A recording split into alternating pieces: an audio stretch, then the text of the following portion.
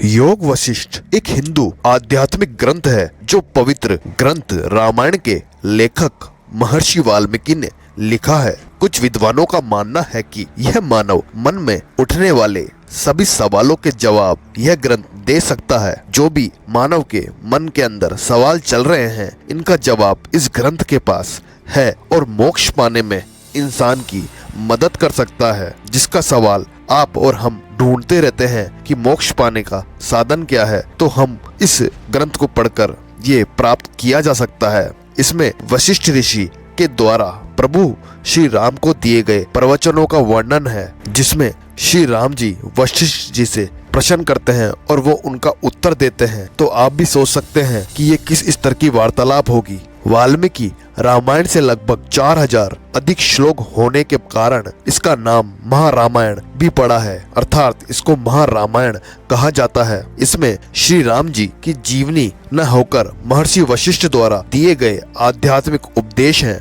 इसमें करीब 32,000 श्लोक हैं और विषय को समझाने के लिए बहुत सी लघु कहानियां और किस्से शामिल किए गए हैं।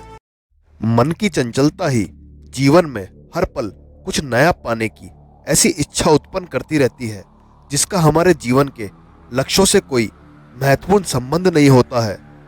व्यक्ति परिश्रम से अधिकांश स्पष्ट लक्ष्यों को प्राप्त कर लेता है, किंतु माया उसे इंद्रिय सुखों की तरफ बलपूर्वक लगातार मोड़ने में लगी रहती है।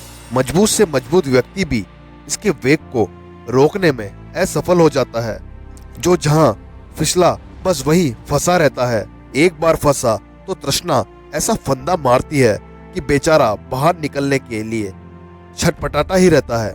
कभी बाहर निकल भी गया तो मंडली फिर घेर लेती है। तो शांत एक ऐसी अवस्था है जिसे व्यक्ति केवल योगाभ्यास से ही प्राप्त कर सकता है। योग वशिष्ठ के अनुसार जीवन के परम लक्ष्य मोक्ष को प्राप्त करने का एक ही मार्ग है और वह है मोह का नाश। इसी के द्वारा हम मन को शांत करते और मोक्ष को प्राप्त करते हैं।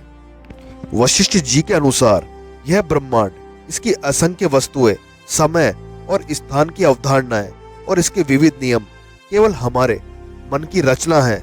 जिस तरह मन स्वप्न अवस्था में एक दुनिया बनाता है, उसी तरह यह जागृत अवस्था में भी एक काल्पनिक दुनिया बनाता है। स्वप्न को जागृत अवस्था में एकमात्र अंतर यह है कि सपने छोटे होते हैं और जागृत अवस्था अपेक्षाकृत लंबी होती है।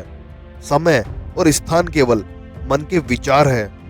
मन की धारणा के माध्यम से कई हजार साल एक पल के रूप में बीत सकते हैं, या जागृत अवस्था में समय का एक पल स्वप्न अवस्था में वर्षों के रूप में अनुभव किया जा सकता है। यही बात अंतरिक्ष की अवधारणा के बारे में भी सच है। इन सभी तथ्यों को कई रोचक और रहस्य करने वाली कहानियों द्वारा स्पष्ट किया गया है। अगर आपको इसी श्रृंखला में आगे बने रहना है तो चैनल को सब्सक्राइब कर लें, वीडियो को लाइक करें और अपने दोस्तों के साथ शेयर करना ना भूलें।